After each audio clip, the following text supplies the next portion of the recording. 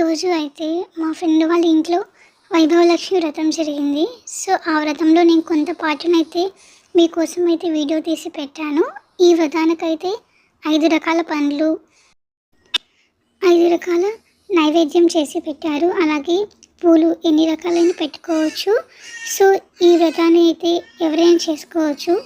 ఎవరైతే భక్తితో ఈ వ్రతాన్ని చేసుకుంటారో లక్ష్మీమాత వాళ్ళని కనకరిస్తారు. సో ఈ వీడియోలో అయితే పూజ ఎలా చేసుకోవాలి అండ్ లక్ష్మీమాత కనకరం యొక్క కథలు అన్నీ ఉన్నాయి. ఒకసారి అయితే చూడండి. వైభవలక్ష్మి కరుణతో విద్యార్థి విజయం. నా డిగ్రీ పరీక్ష పాస్ అవుతానే లేదని చాలా భయపడుతూ ఉండేదాన్ని.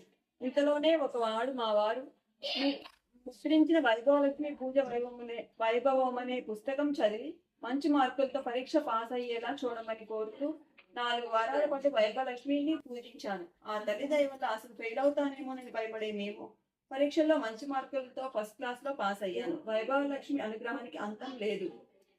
వైభవలక్ష్మి దయ వల్ల ప్రేమలో గెలుపు. మా వారంటే నాకు పెళ్లికి ముందు నుంచి చాలా ప్రేమ ఉండేది. ఆయనలో పరిచయం చేసుకోవడానికి కానీ మాట్లాడడానికి చాలా భయంగా ఉండేది.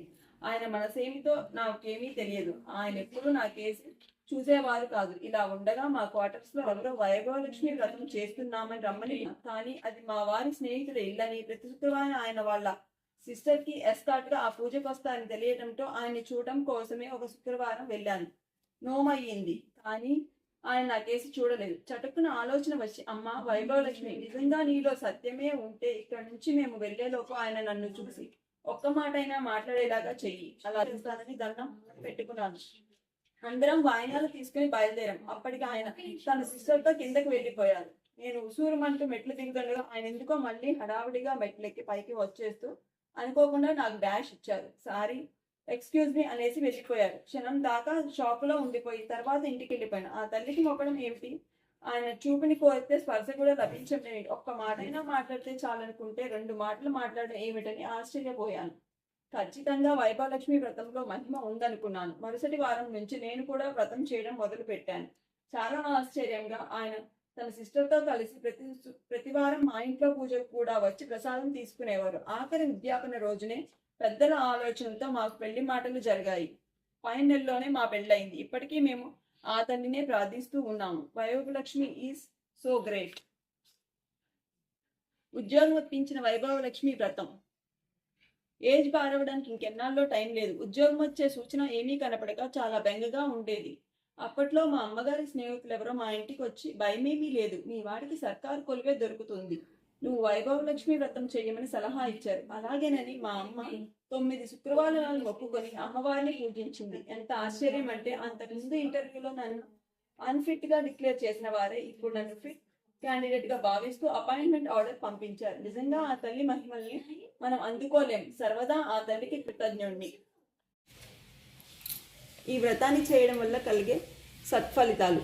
యథార్థమైన సంపూర్ణ శ్రద్ధాభక్తులతో ఈ వ్రతాన్ని ఆచరిస్తే ఎటువంటి సత్ఫలితాలైనా సరే పొందుతారు. బాలబాలికలు ఈ వ్రతం చేయడం వల్ల మంచి విద్యాబుద్ధులు సద్గుణాలు అలవాటవుతాయి. వారి భవిష్యత్తు బంగారు బాట అవుతుంది.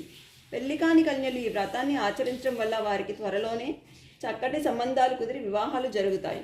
గృహిణులు ఈ వ్రతాన్ని ఆచరించడం వల్ల శ్రీవారికి క్షేమం, కుటుంబ శాంతి, శుభ సౌభాగ్యాలు, సంతానము కలుగుతాయి.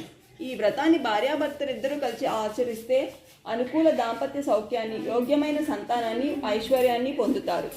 వితంతువులు ఈ వ్రతాన్ని తమ బిడ్డలతో కానీ, కోడళ్లతో కానీ, మనవరాళ్లతో కానీ, ఎవరైనా ముత్తైదులతో కానీ చేయిస్తే వాళ్ళ సాంసారిక జీవితంలో అధికారాన్ని, పరంలో ఉన్న అమ్మవారి సాన్నిధ్యాన్ని చేరి మరుజన్మలో సుదీర్ఘ సుమంగులు అవుతారు.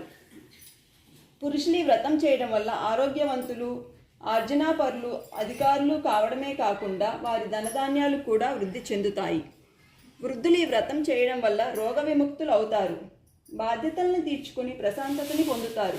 ఇంటా బయట కూడా శుభకార్యాలను నిర్వహిస్తారు.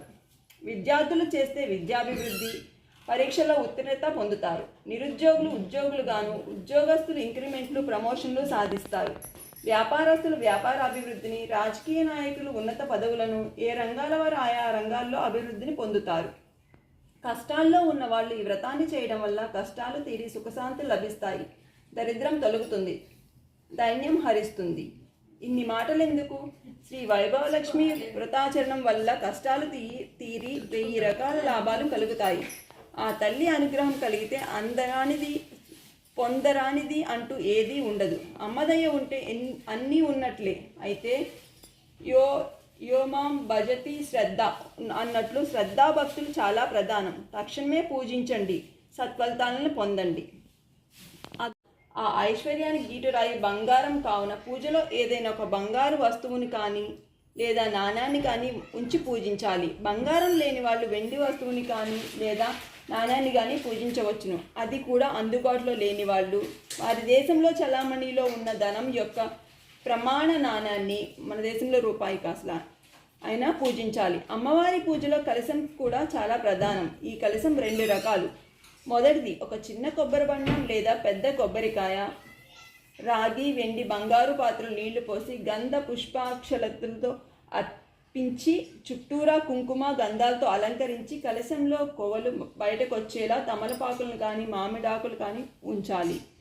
పూజించదలిచిన బంగారు, వెండి, రూపాయి నాణ్యాన్ని అందులో వేసి తర్వాత కొబ్బరికాయను తిరగేసి మూతపెట్టి ఆ కాయ ముచ్చుకకు ఎర్ర రవికల గుడ్డను తొడగాలి.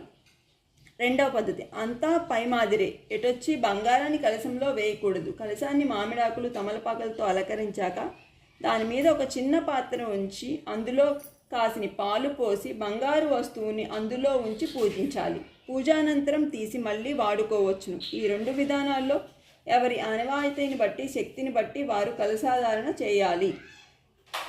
ముఖ్యంగా ఈ పూజలో ముందుగా శ్రీ లక్ష్మీ గణపతిని, అమ్మవారికి అత్యంత ప్రీతికరమైన శ్రీ చక్రాన్ని, ఉద్దార యంత్రాన్ని, అమ్మవారి 8 స్వరూపాలైన అష్టలక్ష్మీ మూర్తుల్ని లాంఛనంగా ఆరాధించిన తర్వాతే వైభవలక్ష్మిని పూజించాలి.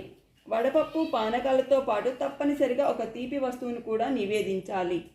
రాత్రి భోజనం చేసేవారు భోజన పదార్థాలను కూడా మహానివేదనగా సమర్పించాలి. ఈ పూజలో సాధ్యమైనన్ని ఎర్ర పుష్పాలను, ఎర్రటి అక్షింతలను తప్పనిసరిగా వాడాలి. శ్రీ మహాలక్ష్మి ఇష్టకం. నమస్తేస్తు మహామాయే శ్రీపీతే మహాలక్ష్మి నమోస్తుతే. నమస్తే గరుడారూఢే డోలాసుర భయంకరి సర్వపాపహరే దేవి మహాలక్ష్మి నమోస్తుతే. సర్వజ్ఞే సర్వవరదే సర్వదుష్ట భయంకరి సర్వపాపహరే దేవి మహాలక్ష్మి నమోస్తుతే. సిద్ధిబుద్ధిప్రదే దేవి ముక్తి ప్రదాయిని మంత్రమూర్తే సదాదేవి మహాలక్ష్మి నమోస్తుతే.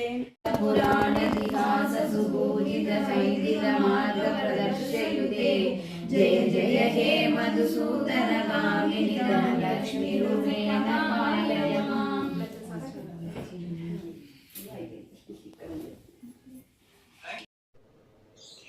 సో పూజ అయిపోయాకైతే తాంబూలం ఇచ్చారు. బ్లౌజ్ పీస్, జాకెట్ ముక్క, అందులో ముత్తైదుకి కావాల్సిన పసుపు, కుంకుమ, గాజులు అండ్ బుక్. ఈ పూజా విధానం కథలో అయితే కంపల్సరీ ఇవ్వాలంట. సో తాంబూలం అయ్యాకైతే ఇవి ఇచ్చారు.